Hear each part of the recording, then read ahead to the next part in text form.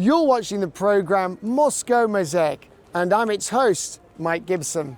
In September, one of the most important and enjoyable festivals takes place in the capital of Russia. Moscow celebrates its birthday. This year, it's celebrating its 878th anniversary.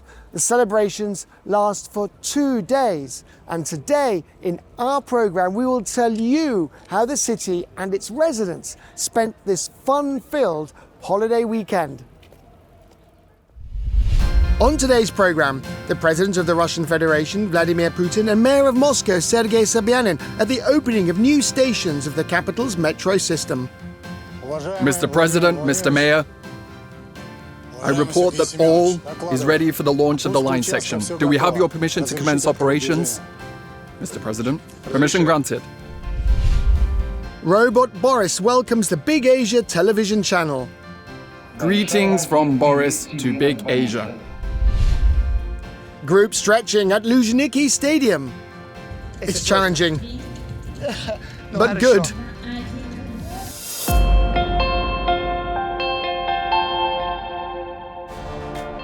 Traditionally, Moscow's birthday is celebrated on the first or second weekend of autumn. This year, the festivities fell on September the 13th and 14th.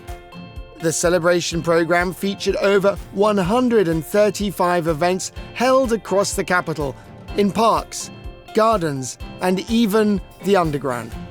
The first congratulatory address to Muscovites came from the President of the Russian Federation, Vladimir Putin, at the Zaryadye Concert Hall. Dear friends, following our long-standing tradition, we celebrate Moscow Day at the beginning of autumn.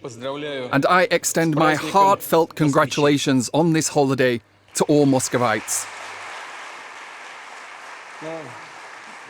And not just Muscovites, but to everyone who sincerely loves our capital and considers it one of the finest cities on the planet. I share that view entirely. The capital holds second place in the world among the planet's largest urban economies. It is confidently charting a course toward the future, laying a solid foundation for our success for years and decades to come. Moscow fosters a special, unique atmosphere and mood in the city. A city where you want to live, study, work, and start your own business. A city to take pride in its past and, together with all of Russia, march confidently forward. In his address, the President highlighted Moscow's significant achievements in the social sphere, healthcare and education, as well as its leadership in all technological fields from IT to transport infrastructure. A prime example of the capital's success in long-term development was the opening of the National Space Center in Philly, which took place on Moscow's birthday. The ceremony was attended by the President of Russia, Vladimir Putin, and Mayor of Moscow, Sergey Sobyanin. Dear Mr. President, as per your instruction, we have built a new, unique engineering complex for our space corporation, a new home for Roscosmos. It is every single thing, everything required for scientific research, development, and management of the industry. Construction of the National Space Center began in 2019 and lasted for 6 years. The result is a large-scale project, one of the world's most modern and technologically advanced space complexes, covering an area of 280,000 square meters and standing almost 290 meters tall. The National Space Center has brought together several key organizations of the rocket and space industry under one roof, ranging from the Central Office and Situation Center of Roscosmos to design bureaus and research institutes.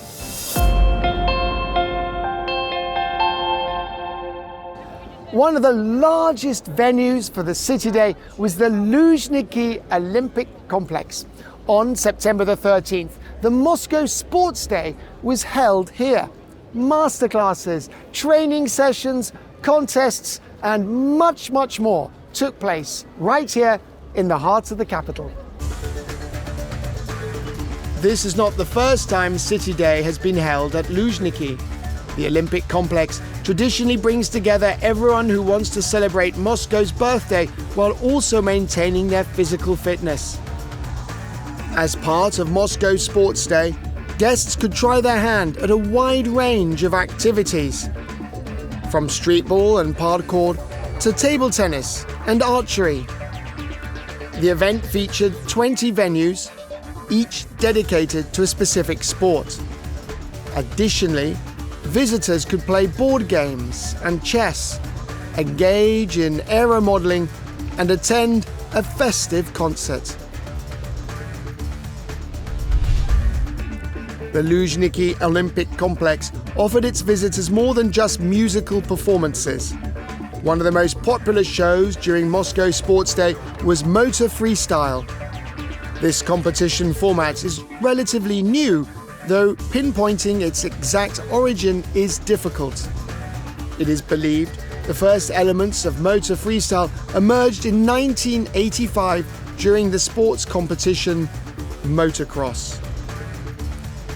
That's when American professional racer Guy Cooper performed the trick that became the foundation of motor freestyle, the whip. It essentially involves rotating the motorcycle more than 90 degrees at the peak of its jump. Initially, few believed that performing stunts on a motorcycle could become one of the most popular forms of motorsport. Nevertheless, today, this discipline has crossed all borders and continents, arriving right in the heart of Moscow. On City Day, Moscow's professional riders performed a synchronized demonstration of various extreme stunts for the audience. Following the performances, everyone had the opportunity to take photos with the athletes. Another spectacular show took place at the water sports venues. Here, professionals performed a form of aerial acrobatics known as hydroflying. Its operating principle is based on a stream of one or multiple water jets forced out under immense pressure to create upward thrust.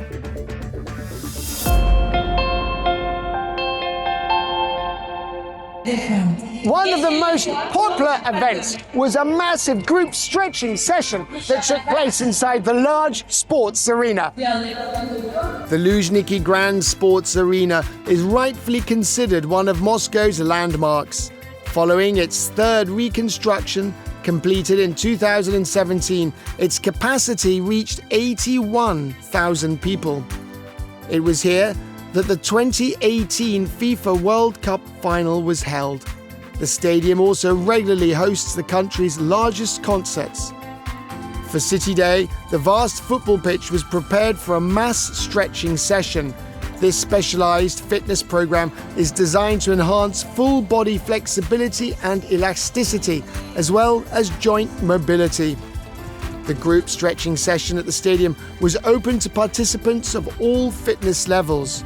The only requirement was to register on time. The session was led by Samira Mustafayeva, a two-time bronze medalist at the World Rhythmic Gymnastics Championships, who designed a program manageable even for beginners. However, that didn't mean the workout was easy for those who hadn't bought their athletic wear. It's challenging, but good. The stadium's vast area allowed for a group stretching session to be held for 2,000 people simultaneously, who comfortably gathered on the football pitch. After the session, a special lottery was held where many won prizes, ranging from gift certificates to cosmetics. I couldn't miss this event because I'd wanted to do it for so long, and I managed to register. It's a completely different scale compared to working out in a gym or at home. This sense of unity, it even gives you more motivation to keep up with these workouts.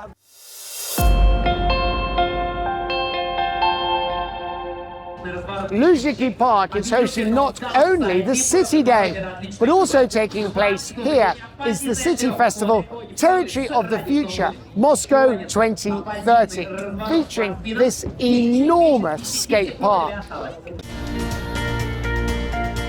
The Moscow 2030 Forum was held in the Russian capital from August to September for the second time.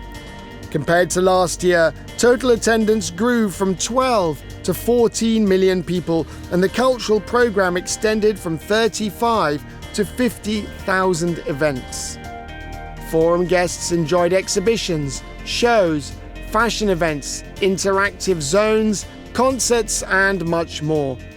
The Luzhniki Olympic Complex became one of the main venues for the Territory of the Future.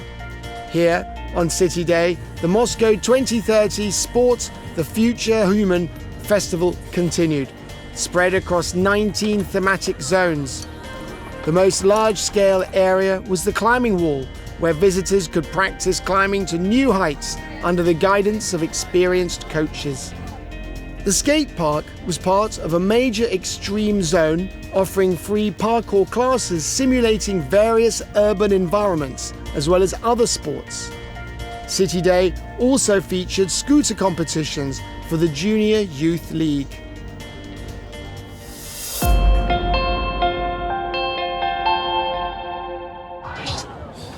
The Sports Day program in Luzhniki is full of so many different masterclasses. For example, here you can actually try cycling. Workouts on stationary cycling machines continued throughout City Day. Professional instructors led the sessions, assisted beginners, and explained the specifics of the sport, while a DJ's music mixes set the pace that participants had to maintain for 45 minutes without breaks.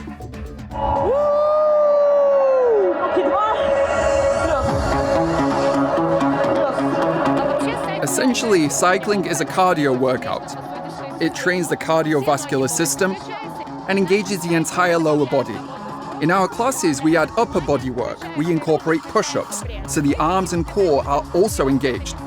We want to show people that a workout isn't always extremely difficult and boring. Our goal is to ensure everyone succeeds. Of course, such large-scale events held in Moscow greatly help us develop the sports scene, specifically in the capital. Moscow Sports Day demonstrated that the Russian capital is a truly athletic city. Over 200,000 residents attended this vibrant event, where they could not only discover exciting new sports, but also compete in disciplines they were already familiar with.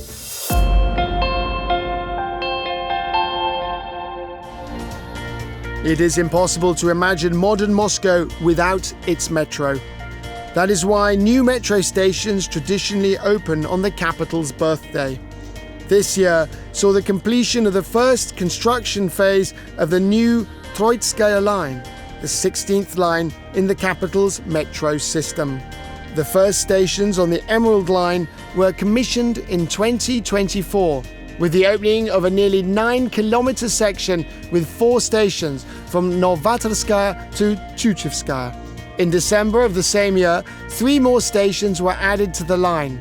For Moscow's 878th anniversary, train services began on a new 10-kilometer segment consisting of 4 stations: Zil, Krymskaya, Akademicheskaya, and Vavilovskaya. The President of the Russian Federation, Vladimir Putin, and Mayor of Moscow, Sergey Sobyanin, conducted the station opening ceremony via video link. Mr. President, it is our tradition to open new metro stations on City Day. And this year, including the Moscow Central Circle, we have increased the length of the metro line by 87%. We are launching 4 stations, and the entire line to New Moscow, up to Kommunarka, will operate as a single, integrated system. The terminus and the station closest to the city centre, Zil, is located in the Danilovskaya district. From here, passengers can transfer to the eponymous station on the Moscow Central Circle, and in the future to the planned Pidilovskaya metro line. Construction of the station began in 2021 as part of the large-scale project to redevelop the industrial zone of the Lykhachov plant. The station's design uses a dark color palette, a nod to the history of Zil. The walls feature images of automobiles from different eras. The next station, Krymskaya, is also integrated with the Moscow Central Circle. Its construction set an industry record for the speed of building a station complex. The construction of Krymskaya, from the completion of tunneling to its launch, was accomplished in just 15 months. The 4 stations we are opening today are shallow-depth stations, no more than 30 meters. Each station has its own unique architectural design. For example, the Krymskaya station, where we are now, is arguably one of the most beautiful metro stations we have opened to date. The station is located close to the Russian railway tracks. This posed a certain challenge, as our construction constantly impacted the main overground railway's operations. When we reached peak workforce in August, the labor force across these 4 stations amounted to nearly 6,000 people. The Troitska line is the first where the capital's digital navigation system has been operational since its opening. Its key advantage is the speed of updating information. On traditional signs, this process takes several weeks, while the digital version requires no more than a minute. The new metro section concludes with 2 stations, Akademicheskaya and Vavilovskaya. The first provides the transfer to the Kalushka-Rishka, the Orange Line. The station walls feature images of the Academy of Sciences building and prominent Russian scientists including Vladimir Vernadsky, Nobel laureate Nikolai Semyonov, and others. The design of Vavilovskaya station is characterized by its asymmetry. One side of the platform is clad in white aluminium, while the opposite side is finished in black with inset steel elements. The mirrored metal surface is specially designed to avoid blinding train operators. We are now at Vavilovskaya station.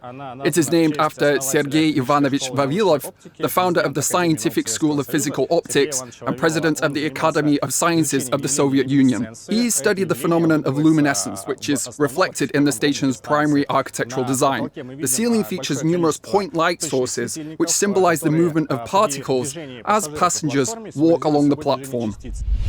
The completion of the Troitska line's first phase has improved transport conditions for over 1 million Muscovites. Travel time to the city centre has been reduced by an average of 10 to 15 minutes. The line is served by state-of-the-art Moskva 2024 trains. They feature wide doors, walk-through carriages, and information screens. Everything on the Troitska line is designed for maximum passenger comfort. Stations are equipped with convenient turnstiles, and mobile internet connectivity is excellent throughout the line, even in the tunnels. This is the Krymskaya metro station, Mr. President. It's located near Sevastopolsky Avenue, hence the name.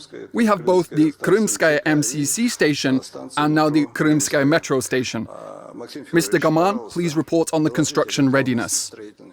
Dear Mr. President, Mr. Mayor, today the metro builders are commissioning the first phase of the Troitskaya line. Upon completion, it will become the longest radial line in the Moscow metro. Special attention during construction was paid to import substitution. Over 90% of the equipment and all finishing materials were manufactured at domestic plants. Mr. President, Mr. Mayor, I can report that all is ready for the launch of the line section. Do we have your permission to commence operations? Mr. President, permission granted. Begin operations. I can now report that passenger service on the new section of the Troitskaya line from Zil station to Novatorskaya station has commenced.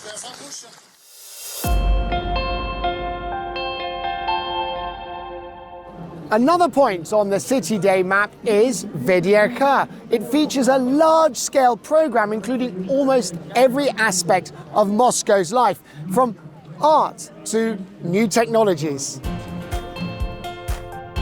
During these festive days, at the exhibition of achievements of the national economy, Muscovites and guests of the capital had the opportunity to try their hand at new professions, attend workshops on 3D printing and robotics, and take thematic tours of the historic VDNK pavilions. Music filled the exhibition grounds throughout both days. For instance, the square by the Friendship of Nations fountain hosted musical and poetry performances, as well as famous songs about Moscow.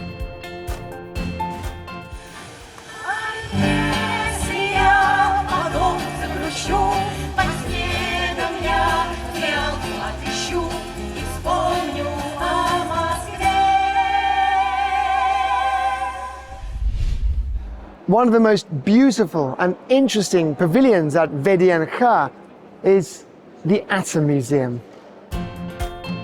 For City Day, the museum presented an extensive cultural program.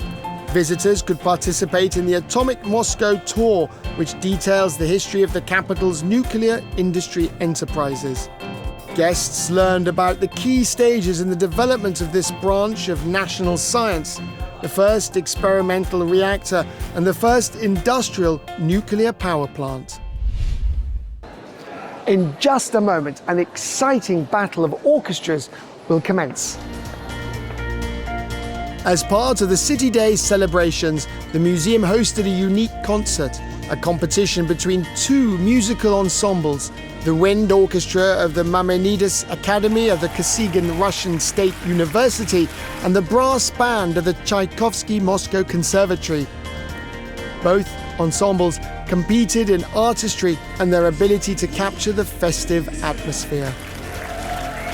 Москва, звонят колокола, Москва, золотые купола, Москва, по золоту икон, проходит летопись времен. Today, our entire ensemble and the entire conservatory have become the proud owners of this remarkable cup.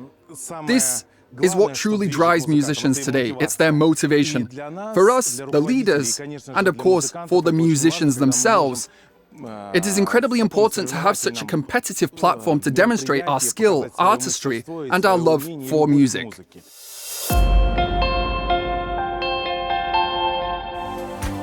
The Robo Station, Russia's first interactive robot exhibition, presented an engaging program for City Day at VDNH. Here, Muscovites and guests of the capital could embark on a journey to the city of the future, where robots are ubiquitous. For 2 days, the exhibition featured interactive drone shows, dancing robot performances, and chemistry demonstrations. A robotic arm assembled a model of the future city, while a special exhibit determined which profession in a futuristic Moscow would suit each visitor. The robot named Thespin performed famous compositions for all visitors. So would you sing us a song about Moscow?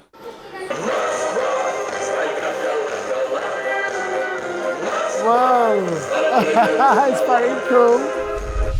At the exhibition, our host met and befriended a robot named Boris. Museum staff shared that Boris had previously served in law enforcement, but was let go after failing to meet his tasks. He now works as a service robot, entertaining pavilion visitors. Boris's favorite pastime is guessing objects. Boris, what do you think this is? Try to guess. A microphone. Wow, well done! Boris also wanted to send greetings to our TV channel. Greetings from Boris to Big Asia. City Day at VDNH concluded with the vibrant show Moscow's Rings. Each segment of the performance was dedicated to the residents of the Russian capital from different eras, their contributions and their efforts in developing the beloved city of Moscow. On the large stage, divided into 3 sections, musical, dance and choral ensembles performed together. The artists, moving from the edges of the stage towards the center, created the image of a stroll along a city street. Meanwhile, multimedia clips depicting the city's history were shown on the screens.